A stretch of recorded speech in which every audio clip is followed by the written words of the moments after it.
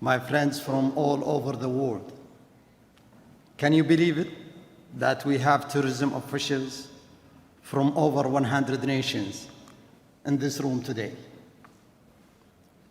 For some of you, it is your first time in our country, and I hope you feel incredibly welcome. For the many of you that are returning, I hope you feel enthusiastic by the change you have witnessed since your last visit. Now, as a Saudi, we are excited by the travel and exploration. And so for us, it is a privilege and an honor to be hosting the World Tourism Day here in Riyadh. Now, just this year alone, I have been blessed to personally visit over half of your countries, with many more to come this year. Thank you to Expo 2030. Now, just this year alone, I have been blessed personally to visit half of your countries, with more to come this year, from the Pacific Islands to the nation of Africa, from Asia to the Caribbean and South America, and from Europe to the Middle East. And the warm reception you all gave me, I extend to you here in Riyadh. You are all welcome in Saudi Arabia, and I look forward to talking with all of you in the next few days. Now we are here to talk about tourism, and is one of the world's most important economic sector. It employs in every 10 people, it employs 1 in every 10 people on earth, and provides living to thousands and hundreds of millions more. For some countries, and many in this room, it can represent over 20% of their GDP. I would like to quickly look back over how tourism has come as a global industry. Now, in 1970, world tourism and travel was less than 3% of global GDP, and today it is recovering strongly from the pandemic and moving rapidly to the 10%. As a sector, it has gone from 180 million travelers in the early 70s to nearly 1.5 billion travelers in 2019. That is around 700% increase. Let's just stop to think of that growth for a moment. It is incredible. And we see the number of tourists growing day on day on day. And I believe we will soon be back to 1 billion travelers globally per year, and I don't think we will stop there. That number could actually double again in the next decade. So the question I ask is, where will these extra 1 billion or 2 billion visitors actually will go? About 70% of travel and tourism is supported by around 10% of the world countries. So I ask the question again, why? Why can't we create new horizons for tourism? Why can't this sector grow in a more balanced and fair way? Where and why can't we all benefit? Why do we have to stand and watch sunsets we have seen times after times after time, when we can actually embrace new experiences and brighter dawns? Here is how I see it. Tourism is not a zero-sum game. It is not a race where some must lose for some else to win, where the big countries take all and the smaller countries to suck up what is left. I believe we can all advance together. Every single country in this room, every single corner of this world. But to go there, we must help smaller countries realize their ambitions. And that, for me, is about connectivity. Some of the places I visited on my travel don't have the benefit of direct flights from major cities, something that all of us take for granted, and that is a big problem for connectivity.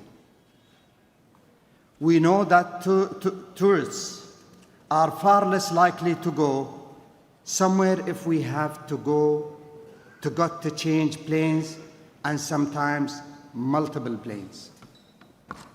Studies reveal that, in fact, 50%, that is over half of all travelers, say they won't go to that destinations if they need to make 2 stops or 3 stops. So one can see how an island like Barbados thrives, because not only it is a beautiful, exclusive island offering an incredible cultural experience, but also has direct flight from London, New York, and multiple other cities. So connectivity is crucial for us as a growing sector. But the smaller countries also need investments. Often it is like chicken and egg situation.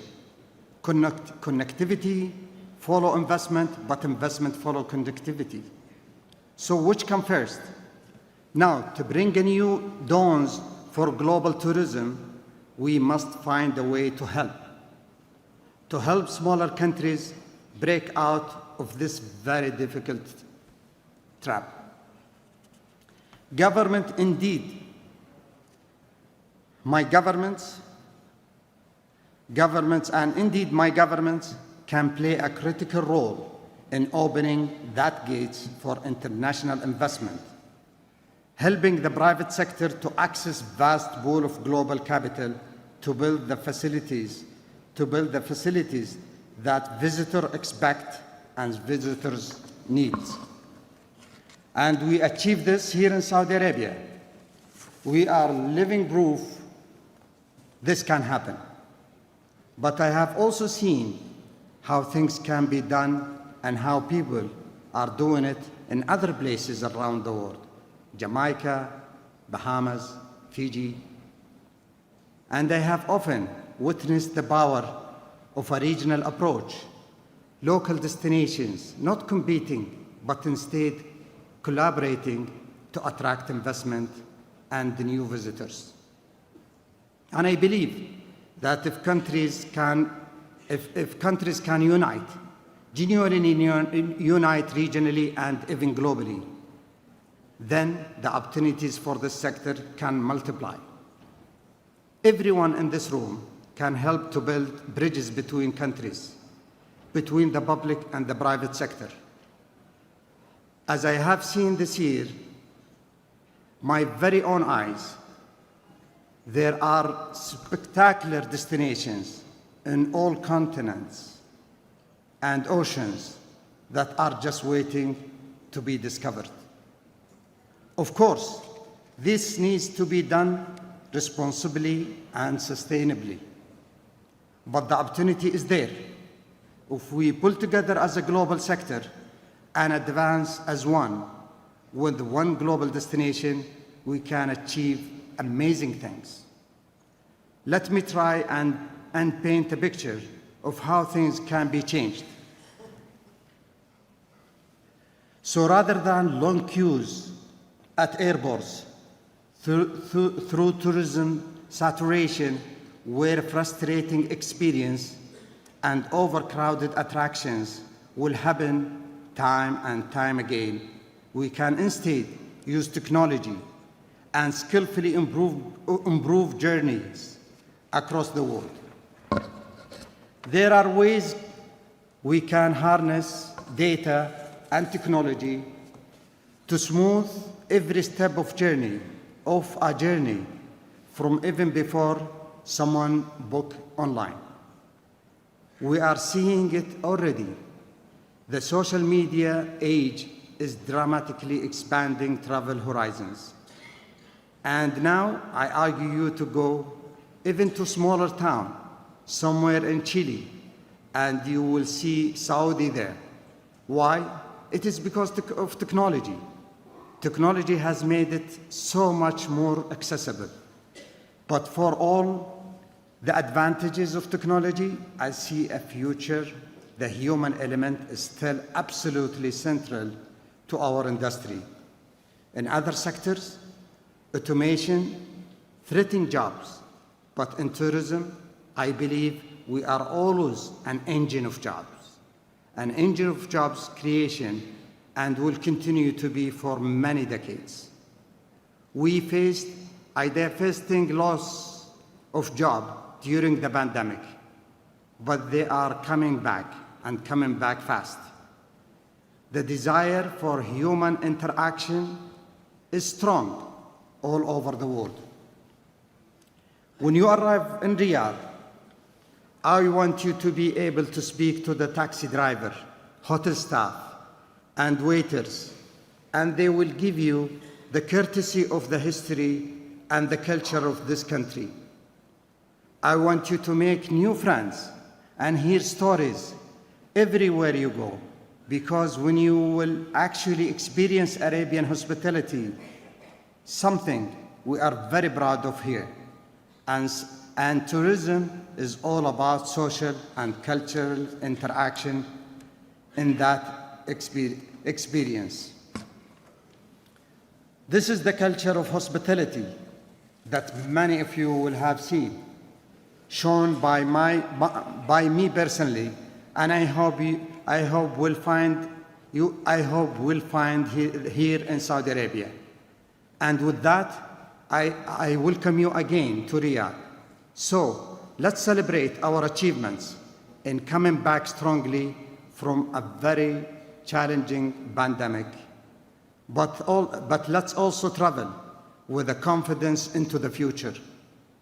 A future where large countries and smaller countries can work together to achieve amazing things. And let's all move in harmony towards a new horizon for a global tourism.